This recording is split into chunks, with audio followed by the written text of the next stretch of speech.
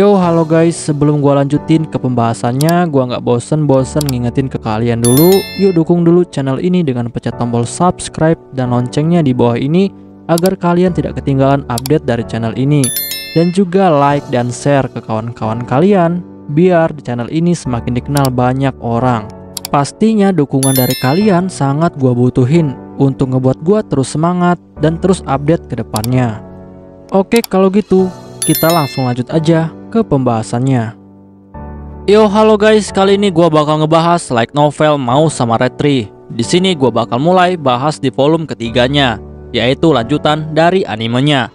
Di episode terakhir di animenya, ceritanya si Mao ini akan mulai perjalanan menuju ke negara bagian utara, ditemani oleh dua orang petualang, yaitu Yukikaze dan Mikan. Di sana, si Hakuto ini mau mencari sebuah informasi dan memastikan tentang cerita yang telah dia dengar dari Yukikaze dan juga Mikan tentang labirin yang ada di sana. Katanya, labirin itu banyak banget material-material yang bisa dipakai untuk ngebuat alat-alat sihir. Jadi si Mao memutuskan untuk pergi ke labirin itu. Perjalanan pun akhirnya dimulai. Pembahasan light novel Mau Sama Retri volume 3 chapter pertama. Di sepanjang perjalanan, akhirnya kelompok Mao Hakuto sampai di perbatasan kerajaan Holy Light. Sepanjang perjalanan itu, Yukikaze tidur di pangkuan Mao Hakuto, dan itu membuat Hakuto sangat tidak nyaman. Mao bertanya kepada Yukikaze, kenapa dia tidur di pangkuannya. Yukikaze dengan tidak tahu malu dan terus melekat dengan Hakuto, menjawab jika dia tidak tahu alasannya. Hakuto yang kesal berusaha bertahan. Sebenarnya, Hakuto tahu jika Yukikaze adalah laki-laki. Hakuto berpikir saat dia melihat wajah Yukikaze yang sedang tidur di pangkuannya, menurut Hakuto, jika dia adalah wanita sungguhan. Dia seperti wanita yang manis dan lebih cantik dari artis-artis yang ada di TV. Hakuto tidak marah dan terus membiarkan Yukikaze untuk tidur di pangkuannya. Setelah itu, Hakuto melihat ke arah Mikan, temannya Yukikaze. Hakuto bertanya kepada Mikan tentang bulan dan tahun berapa saat ini. Mikan awalnya enggan menjawab Hakuto, tapi Hakuto terus memaksanya untuk menjawab. Mikan sebenarnya tidak suka dengan Hakuto.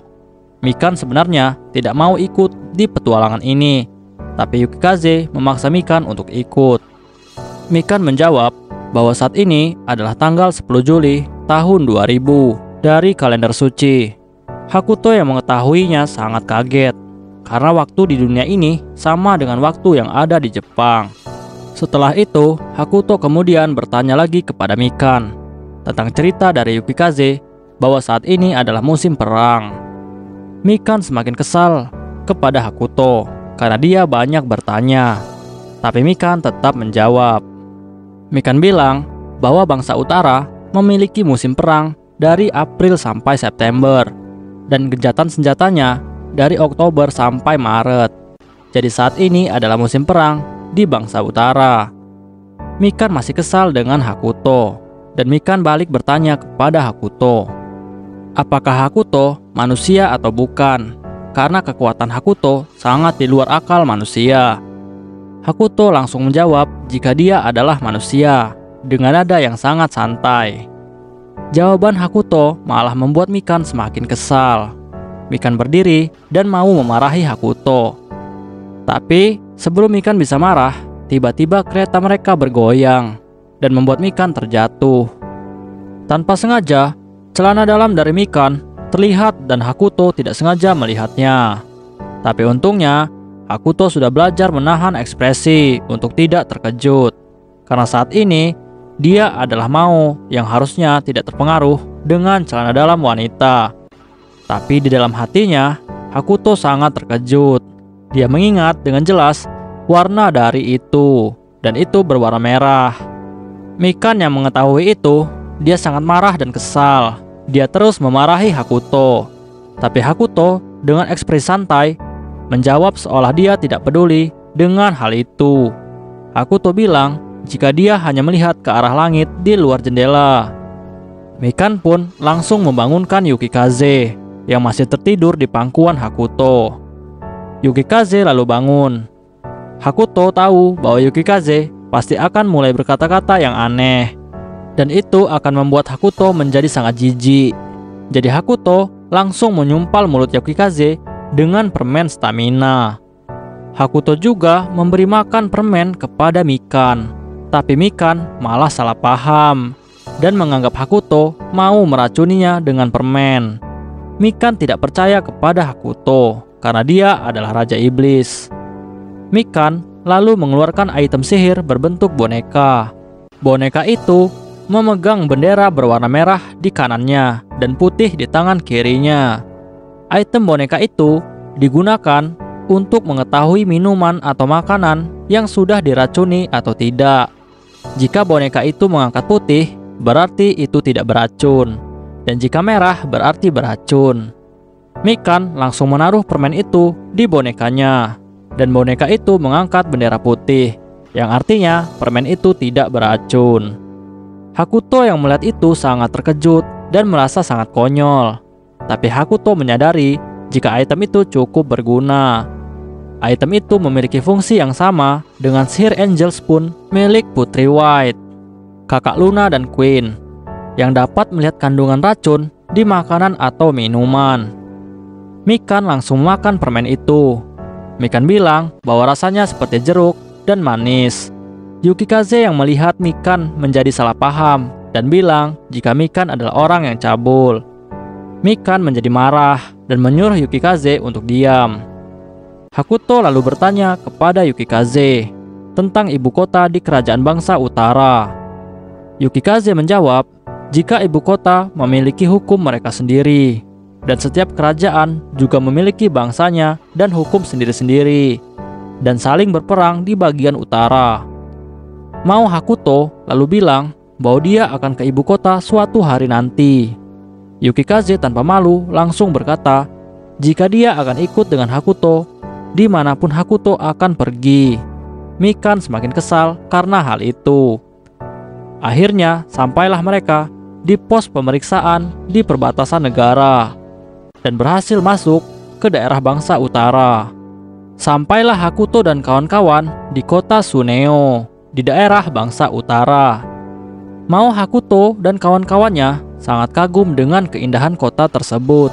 Bahkan dalam keadaan musim berperang, kota ini terlihat sangat aman. Yukikaze dan Mikan sebelumnya pernah ke kota ini, dan mereka bilang bahwa minuman anggur dan makanan di kota ini sangatlah enak.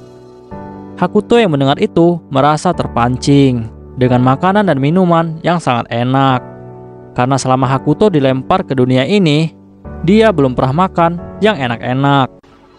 Mau bertanya kepada mereka, makanan apa yang direkomendasikan oleh mereka untuk dimakan. Mereka lalu merekomendasikan untuk makan tiram. Mao sebenarnya merasa ragu karena dia berpikir pasti tiram itu disajikan mentah-mentah, dan Hakuto curiga bahwa makanan itu telah diracuni karena Hakuto memiliki pengalaman tentang makanan beracun, dan dialah yang menciptakan game Infinity. Dia berpikir dia telah membuat banyak makanan beracun dengan berbagai jenis racun yang sangat tinggi.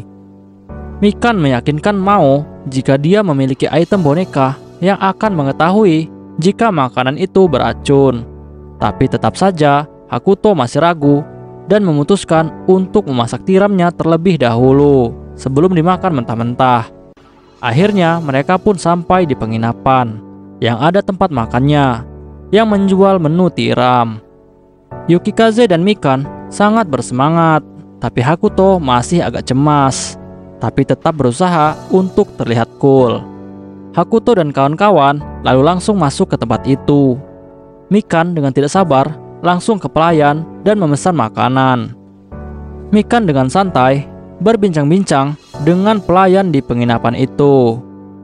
Hakuto yang melihat Mikan, dia berpikir jika Mikan itu adalah orang yang populer di kalangan orang-orang yang biadab di dunia ini. Di sisi lain, Yukikaze juga banyak dikenal oleh orang-orang yang ada di penginapan. Bahkan banyak orang yang mengidolakan Yukikaze dan berteriak jika dia mencintai Yukikaze. Sedangkan Hakuto Saat dia masuk di dalam, tiba-tiba suasana menjadi tegang. Semua orang terdiam melihat Hakuto.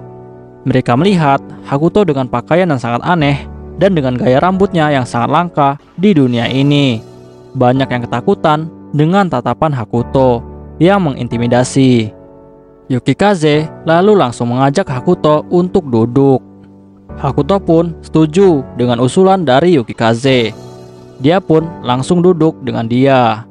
Tiba-tiba ada orang dengan takut-takut mendekati Yukikaze dan bertanya kepadanya, apakah Yukikaze berpergian dengan Hakuto? Yukikaze menjawab dengan bangga bahwa dia bilang dia adalah pasangan dari Hakuto. Hakuto langsung membantah Yukikaze. Hakuto lalu meluruskan kesalahpahaman itu. Dia bilang dia bukanlah pasangan dari Yukikaze. Hakuto lalu memesan pelayanan kamar. Dia memesan air panas dengan ember untuk membersihkan diri, karena mandi adalah hal yang sangat mewah di dunia ini. Lalu Hakuto juga memesan layanan panas. Sebenarnya di sini maksud Hakuto adalah layanan handuk panas untuk menyekat tangannya saat dia makan. Karena di Jepang biasanya penginapan atau tempat makan memiliki layanan ini. Tapi pelayan di penginapan itu yang mendengar permintaan Hakuto malah salah paham. Pelayan itu lalu menjawab jika dia bisa memberikan pelayanan panas. Di sini kalian pasti paham lah. Hakuto langsung mencoba meluruskan kesalahpahaman itu. Dia menjelaskan pelayanan yang ada di Jepang kepada pelayan itu. Untungnya pelayan itu pun mengerti. Tiba-tiba Mikan pun menghampiri Yukikaze dan Hakuto dan membawa nampan besar penuh dengan makanan tiram sesuai pesanan mereka. Mikan dan Yukikaze langsung memakan makanan itu. Saat Yukikaze menyeruput tiram itu, banyak sekali teriakan-teriakan dari para pengunjung yang sangat ngefans dengan Yukikaze. Tapi Hakuto tidak peduli dengan para fans Yukikaze. Hakuto langsung memeriksa apakah tiram itu beracun atau tidak. Dan hasilnya tiram itu tidak beracun. Mikan yang melihat Hakuto memeriksa setiap makanannya, dia menjadi kesal. Hakuto langsung memakan tiram itu. Hakuto sangat kaget karena sudah lama dia tidak merasakan sensasi makanan yang sangat enak. Tiba-tiba sekelompok orang pun masuk di tempat itu. Mereka berkeringat dan sangat bau. Hakuto bertanya kepada Yukikaze tentang siapa orang-orang itu. Yukikaze memberitahu Hakuto bahwa mereka adalah para penambang batu spell. Kelompok itu sedang berbincang-bincang. Mereka bilang bahwa mereka disuruh menjaga tempat pertambangan dari serangan tentara asing. Raja mereka memerintahkan mereka untuk melakukan itu dan mendapatkan untung yang banyak. Hakuto yang mendengar percakapan itu akhirnya menyadari jika peperangan sudah dimulai. Hakuto memutuskan untuk menyelesaikan makannya dan Hakuto bilang kepada Yukikaze dan Mikan bahwa dia akan masuk ke kamarnya dan menyuruh mereka untuk memberitahunya jika mereka sudah selesai. Setelah itu, Yukikaze dan Mikan pun selesai dan mereka langsung melanjutkan perjalanan ke perbatasan Republik Edogawa. Tidak lama, kelompok Hakuto akhirnya sampai di perbatasan Republik Edogawa. Mereka akan menuju ke kota yang paling besar di Republik Edogawa, dan itu terletak di wilayah barat bangsa utara. Kota itu bernama Animania. Kota itu dikenal sebagai kota tempat para petualang pemula, dan mereka menyebutnya kota pemula. Yukikaze bilang ke Hakuto bahwa labirin Bastil ada di sana.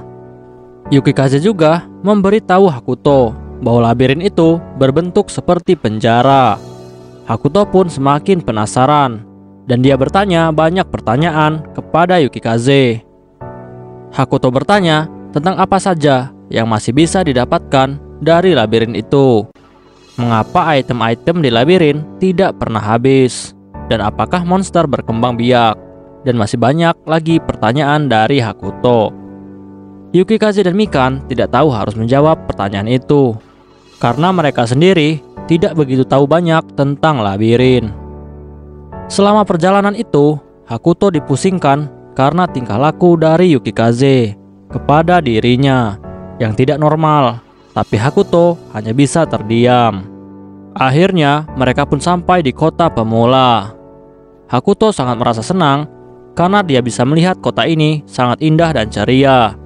Banyak petualang dan pedagang yang lalu lalang di kota itu. Hakuto menyarankan kepada Yukikaze dan Mikan untuk mencari penginapan dan menginap semalam sebelum melanjutkan ke labirin Bastille besok paginya. Yukikaze yang mendengar itu sangat merasakan senang dan malah menggoda Hakuto. Tapi Hakuto pura-pura tidak peduli. Keesokan paginya, Mikan sudah bangun lebih awal dan dia berencana untuk membangunkan Hakuto dan yang lainnya dan menuju ke kamar Hakuto. Tapi setelah dia sampai di depan pintu kamar Hakuto, dia mendengar suara Yukikaze ada di dalam kamar Hakuto. Yukikaze berbicara hal yang aneh-aneh sehingga siapapun orang yang mendengarnya akan salah paham. Pembicaraan Yukikaze dan Hakuto di dalam kamar seolah-olah mereka sedang melakukan sesuatu yang aneh-aneh. Mikan pun langsung mendobrak pintu dan menerobos masuk ke dalam kamar Hakuto. Tapi ternyata Mikan salah paham. Hakuto dan Yukikaze hanya sedang membereskan kamar dan itu membuat Mikan sangat malu. Akhirnya mereka pun bersiap untuk menuju ke labirin Bastille. Di sisi lain, di perbatasan Edogawa, ada sekelompok petualang dengan ranking S.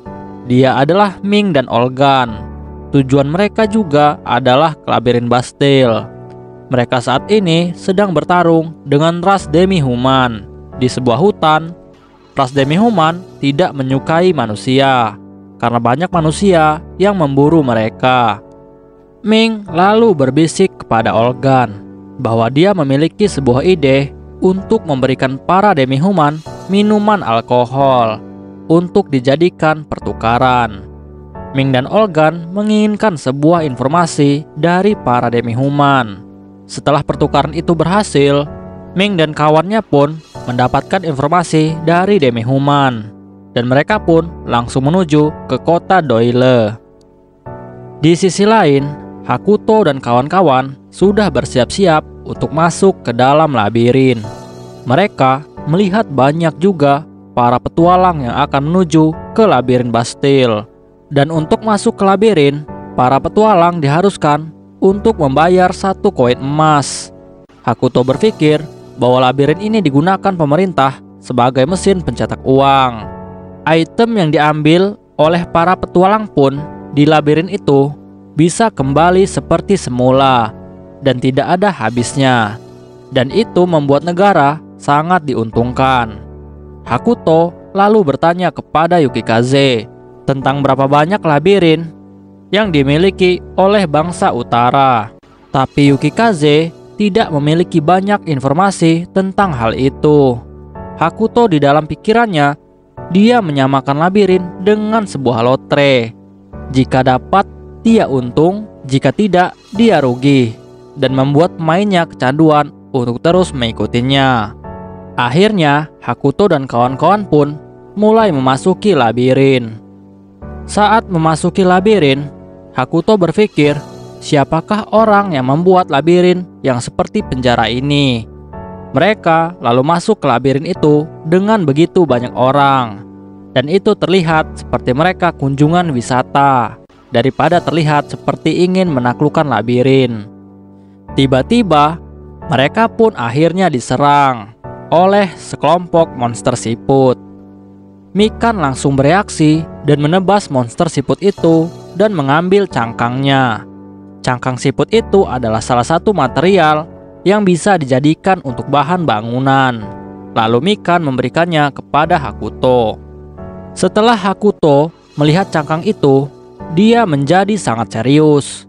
Karena saat dia menyelidiki cangkang siput itu, dia menyadari jika itu berguna dan sangat kuat untuk membangun sebuah benteng, bahkan dapat memperbaiki yang rusak.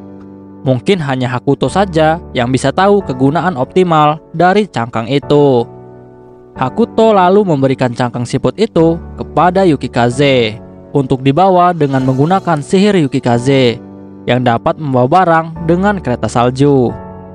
Tiba-tiba ada sebuah bunyi peluit, dan itu membuat Mikan dan Yukikaze menjadi sangat serius. Begitu juga dengan petualang lainnya. Hakuto menjadi sangat bingung dengan apa yang sedang terjadi. Dia hanya bisa mengikuti Mikan dan Yukikaze.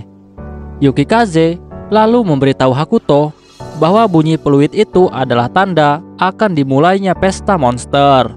Semua petualang bersiap dan mulai berlari untuk menuju ke lorong bawah tanah. Hakuto pun hanya bisa mengikuti mereka. Setelah mereka sampai di lorong bawah tanah, kerumunan monster siput pasir dan gagak hitam yang tak terhitung jumlahnya pun menuju ke arah mereka semua. Para petualang pun mulai berburu monster dan sibuk mengumpulkan item-item dari para monster itu. Melihat itu, Hakuto mengenang masa lalunya yang dulunya sebagai gamer. Dia mengingat dia sering memburu monster untuk mencari item. Yukikaze yang melihat Hakuto, dia bertanya kepada Hakuto, kenapa Hakuto hanya diam saja. Lalu Hakuto menjawab, jika dia tidak mau mengganggu petualang lainnya dalam kesenangan mereka. Tapi tiba-tiba Hakuto mendengar ada sebuah langkah kaki yang sangat keras. Dan ternyata itu adalah monster golem besi berkarat, dan biasa disebut petualang sebagai Tin Man. Semua petualang menjadi sangat panik karena melihat monster yang sangat kuat. Para petualang pun lalu bersiap untuk menghadapi golem itu. Para petualang mencoba menyerang, tapi tidak ada gunanya. Serangan mereka tidak ada yang mempan. Golem itu pun langsung menyerang 3 petualang dan mereka langsung terpental. Yukikaze juga sangat frustasi. Dia melihat ke Hakuto dengan tatapan penuh harapan. Yukikaze bilang jika golem itu sangat kuat dan para petualang tidak akan bisa mengalahkannya. Mikan yang melihat itu, dia terus berusaha untuk menyerang. Tapi sebelum dia bisa menyerang, tiba-tiba ada sebuah serangan api yang menembak kepala golem itu. Dan itu adalah serangan dari sihir Hakuto. Dengan satu serangan itu saja, golem Tin Man langsung tumbang. Para petualang yang menyaksikan itu langsung menatap Hakuto. Hakuto lalu bilang kepada mereka dengan gaya sangat coolnya jika dia meminta maaf karena ada gangguan dan meminta petualang untuk melanjutkan pesta monster mereka. Para petualang pria pun lalu melupakan buruan siput dan gagak mereka, dan mereka lalu berebut untuk mengambil item-item dari golem Tin Man. Tapi para petualang wanita hanya bisa terdiam dan menatap ke arah Hakuto terus-menerus. Mereka terpesona oleh Hakuto karena kekuatan dan ketampanan Hakuto yang sangat luar biasa. Banyak wanita petualang saling mengobrol dan membicarakan tentang Hakuto. Mikan menjadi sangat kesal karena Hakuto mencuri serangan dari dirinya. Mikan berpikir bahwa dialah yang harusnya menyerang dan mengalahkan golem Tin Man. Di tempat lain, di Desa Rabi, Desa Rabi saat ini kedatangan lebih dari 30 istri para bangsawan. Mereka tertarik dan terpesona dengan segala macam tentang wisata yang ada di Desa Rabi dan fasilitasnya yang tidak pernah ada di dunia ini. Mereka diberitahu oleh Madam yang terkenal di kalangan para keluarga bangsawan, wanita gemuk yang sebelumnya diundang oleh Hakuto untuk pindah ke Desa Rabi. Buat yang nggak tahu Madam ini siapa, silahkan tonton dulu animenya. Lalu Madam mulai mengajak mereka berkeliling dan mengenalkan mereka dengan semua fasilitas yang ada di Desa Rabi. Akhirnya, tibalah Madam akan mengajak para tamu ke pemandian air panas. Madam menyadari jika mereka sudah menikmati semua fasilitas itu, mereka akan sulit untuk melupakannya. Tahara yang melihat Madam dan para tamu, dia terus mengawasinya sambil merokok. Tahara diberitahu oleh Hakuto bahwa dia harus memasang tarif hotel di Desa Rabi sama dengan kota-kota lainnya, dan jangan mengambil banyak keuntungan. Dan juga Hakuto dan Madam sudah bekerja sama untuk membagi hasilnya. Awalnya Madam menolak untuk dibayar, karena Madam hanya mau selama dia boleh tinggal di sini, maka dia tidak keberatan untuk membantu Hakuto. Tapi Hakuto memaksa Madam untuk menerima beberapa keuntungan. Akhirnya Madam pun setuju. Hakuto juga memerintahkan Tahara untuk membuat hubungan yang baik dengan penjual MC Bonal yang ada di kota Yahoo. Hakuto bilang bahwa Tahara harus menjual barang-barangnya hanya kepada dia seorang dan memberikan harga jual yang lebih murah untuk membuat MC Bonal juga merasa diuntungkan. MC Bonal adalah penjual di mana Hakuto menjual barang-barang antik dengan harga mahal kepada Bonal.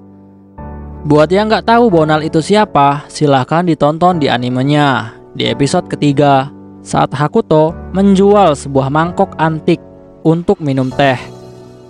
Setelah itu, Hakuto juga bilang ke Tahara untuk tidak pelit tentang makanan, pakaian, dan juga gaji untuk para kelinci, dan memerintahkan Tahara untuk meningkatkan dan memperluas desa Rabi dengan semua uang yang telah didapat. Itulah yang Hakuto sampaikan saat sebelum Hakuto pergi ke daerah bangsa utara. Di sisi lain, para bangsawan yang melihat pemandian air panas, mereka sangat terpesona. Mereka seperti berada di negeri dongeng.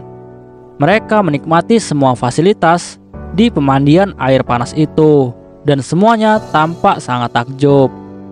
Mereka pun lalu berebut untuk merasakan sensasi mandi di bak air panas. Madam yang melihat itu hanya bisa tertawa. Dia sudah membayangkan bahwa Hakuto dan Tahara adalah pria yang luar biasa, dan suatu saat nanti mau Hakuto akan menguasai dunia. Tapi Madam tidak peduli dengan hal itu. Dia hanya akan terus mendukung mau Hakuto. Di sisi lain, Tahara masih dalam mode pengintaian. Dia mengawasi seluruh kota Rabi. Dia melihat-lihat keadaan dan sedang memikirkan ide-ide lain untuk memperluas desa dan memajukannya. Tahara lalu melihat Tron dan Aku. Mereka saat ini sedang bersenang-senang. Tahara lalu berpikir, kenapa Hakuto sangat menjaga Aku? Tahara berpikir, jika Hakuto menyukai Aku, karena Tahara sangat tahu jika mau Hakuto sangat menyukai seorang yang berbakat. Di sini Tahara tidak tahu bahwa yang ada di diri Hakuto adalah Akira Ono yang membuat game Infinity. Oke guys, pembahasan kita di chapter ini selesai sampai di sini dulu, dan kita bakal lanjut lagi di chapter selanjutnya. Oke, see you next time di chapter selanjutnya. Bye bye.